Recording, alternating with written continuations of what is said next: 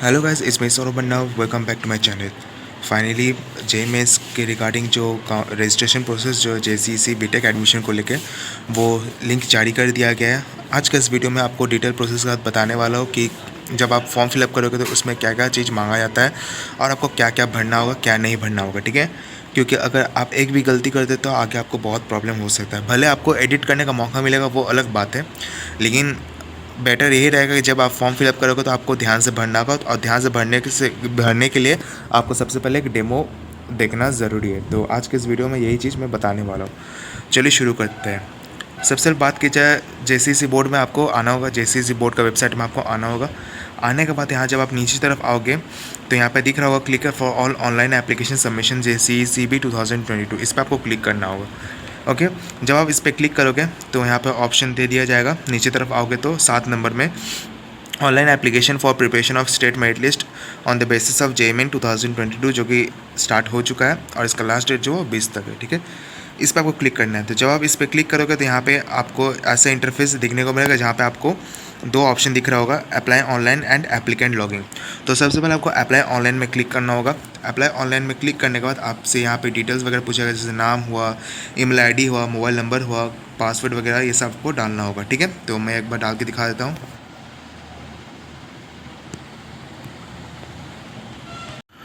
तो आपको पहला स्टेप में ये सब आपको भरना होगा, नाम, ईमेल आईडी, फ़ोन नंबर सब कुछ डाल दीजिएगा।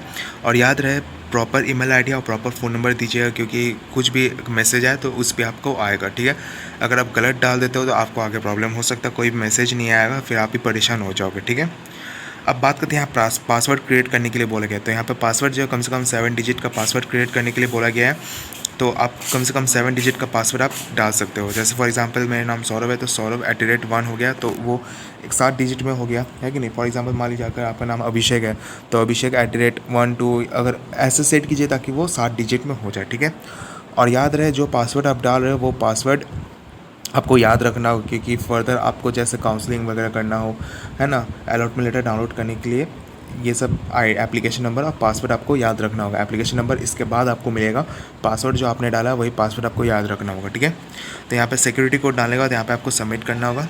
ओके, यहाँ पे दिखाएगा you will be not be able to edit the information, yes I am sure. ठीक है, ये करने के बाद आपके फ़ोन में, आपके इनबॉक्स में अपना एप्लीकेशन नंबर आएगा। वो एप्लीकेशन नंबर आपको इसमें एप्लीकेंट लॉगिंग में डालना होगा। ठीक है, तो एप्लीकेंट लॉगिंग में डालना होगा। डालने के लिए यहाँ पे रजिस्ट्रेशन नंबर जो कि अभी मैसेज आएगा, मैं आपको दिखा देता हूँ एक बार। तो देखिए यहाँ पे मेरा आ गया है। ओके,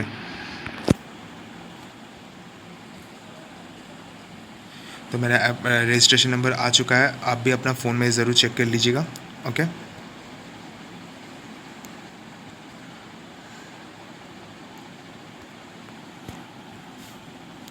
यहाँ पे मैंने सिक्योरिटी कोड भी पासवर्ड मैंने यहाँ पे डाल दिया है। ओके,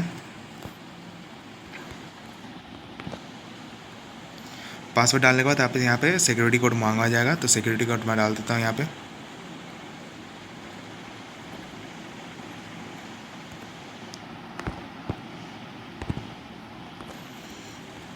अब डालने के बाद आपको लॉगिन करना होगा। ओके,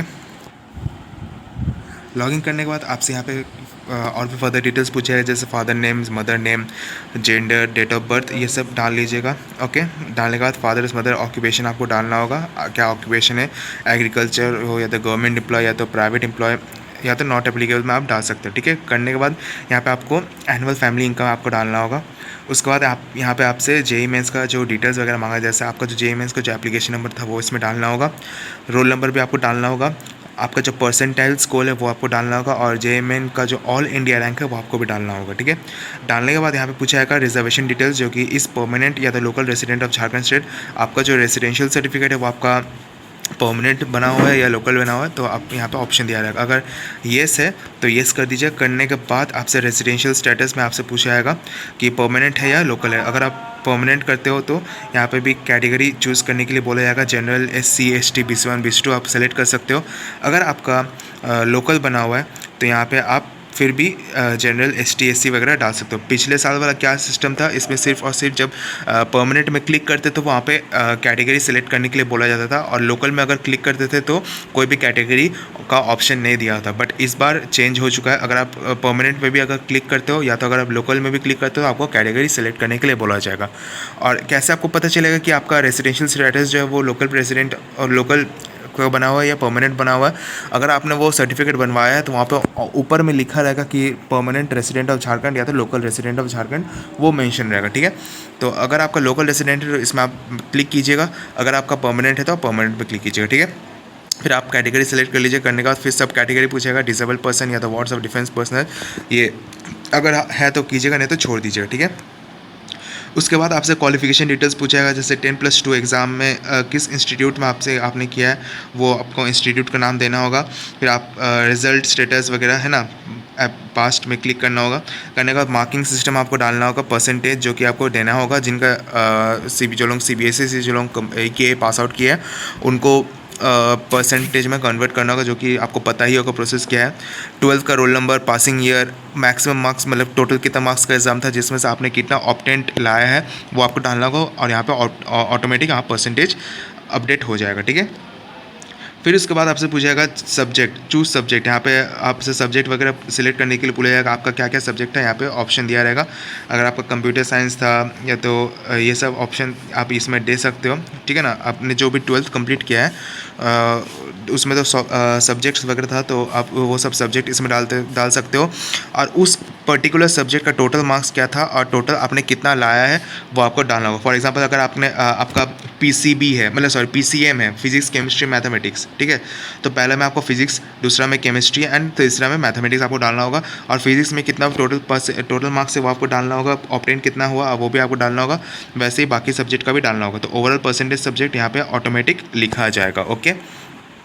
करने के बाद आपसे यहाँ कॉरेस्पॉन्डेंस एड्रेस वगैरह आप डाल दीजिएगा। डालने के बाद यहाँ पे आपको डिक्लेरेशन के लिए क्लिक करना होगा। करने के बाद आपको यहाँ सेव में क्लिक करना होगा, ओके। सेव में क्लिक करने के बाद आपसे शायद इसमें फ़ोटोज़ वगैरह डालने के लिए बोला जाएगा। एक बार मैं देख लेता हूँ।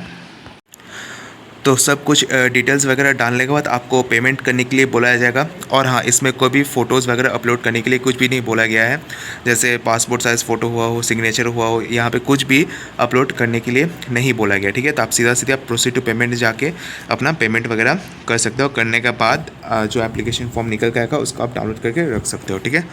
सो उम्मीद करता है आपका सारा डाउट क्लियर हो चुका है। तो वीडियो को एंड करते हैं यहीं पे। वीडियो को अच्छी लगे वीडियो को जरूर लाइक कीजिएगा, ज़्यादा से ज़्यादा शेयर कीजिएगा और सब्सक्राइब करना ना भूलिएगा।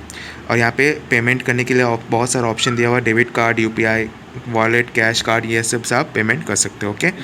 Thank you.